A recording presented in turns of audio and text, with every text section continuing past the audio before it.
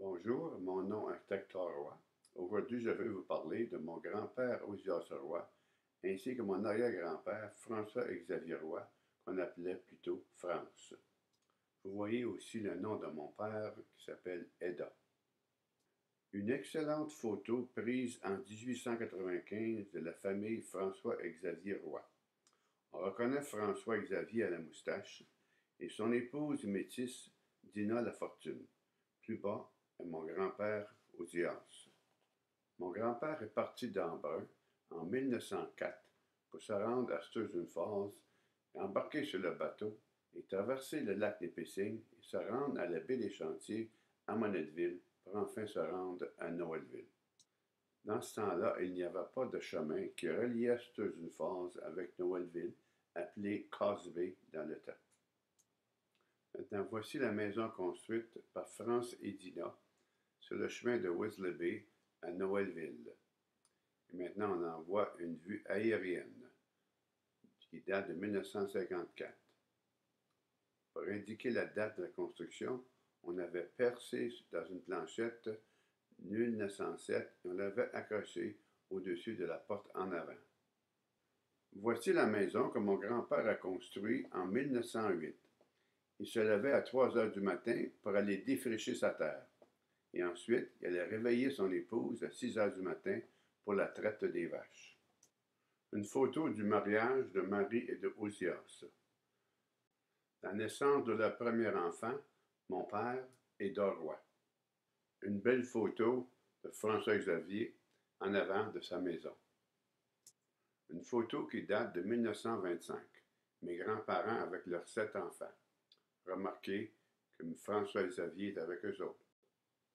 Dans ce temps-là, on gardait nos vieux parents, car il n'y avait pas d'hospice. Mes grands-parents gardaient aussi la mère de ma grand-mère, soit Joséphine Racine Taylor. Ozias aimait aussi avoir des abeilles, tout comme mon père en a eu pour un bout de temps. Une belle pêche au dard. Ici, mon grand-père à gauche, Ozias, et mon père à droite, Eda. Ce chevreuil, mon grand-père l'a attrapé en allant chercher les vaches. Il avait à peine une journée. On le nourrit à la maison avec du lait. Plus tard, il aimait beaucoup le pain et mon père disait qu'il voulait même rentrer dans la maison pour en avoir. Quand le chemin n'était pas ouvert durant l'hiver, le moyen de transport était avec une carriole, ou ce qu'on appelait en anglais un cutter.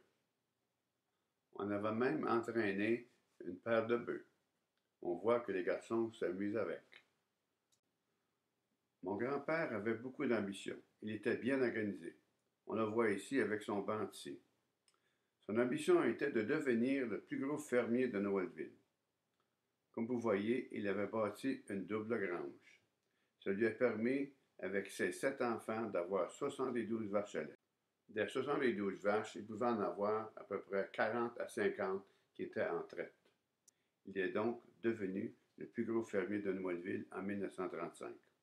On le voit ici avec ses 2 filles. Et voici maintenant ses 5 garçons qui lui aidaient à traire les vaches. Mais malheureusement, il y a eu une longue sécheresse en 1936 qu'on a appelée la disette. Parce que personne n'avait de foin cet été, mon grand-père était obligé de vendre ses animaux. Il y avait envoyé 125 bêtes à cornes à Toronto pour les vendre.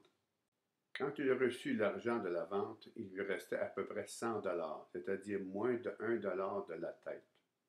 Mon grand-père s'est donc découragé. Il a décidé de commencer un magasin à Château-Corneuf avec 300 $. Il ne savait ni lire ni écrire, sauf son épouse, Marie. Mais mon grand-père savait très bien compter. On ne pouvait pas l'embêter avec les chiffres ni les pourcentages. Mon grand-père avait un magasin complet. Il vendait de l'épicerie, de la quincaillerie, de la moulée, de la gasoline, etc. Cette photo de 1939, on perçoit ma mère qui me tient dans ses bras. J'avais à peine 3 mois. Ici, on le voit chez eux. Regardez la fierté qu'il a de montrer ses beaux arbres. C'étaient des cerisiers. Mon grand-père avait aussi une érablière sur son terrain. Cette photo-ci date de 1936. Mon père Eda, qui appartenait à la terre voisine de son père, avait aussi une érablière aux sucreries, comme on l'appelait. Voyez ici son père Ozias et sa mère Marie près du château. Mon père avait aussi coupé des pillots de merisier en 1952 et avait entretenu le chemin tout l'hiver. C'est pourquoi on pouvait y aller en camion. C'est une des dernières photos de mon grand-père avant son décès en avril suivant. J'ai de quoi être très fier de mon grand-père et de ma grand-mère Roy.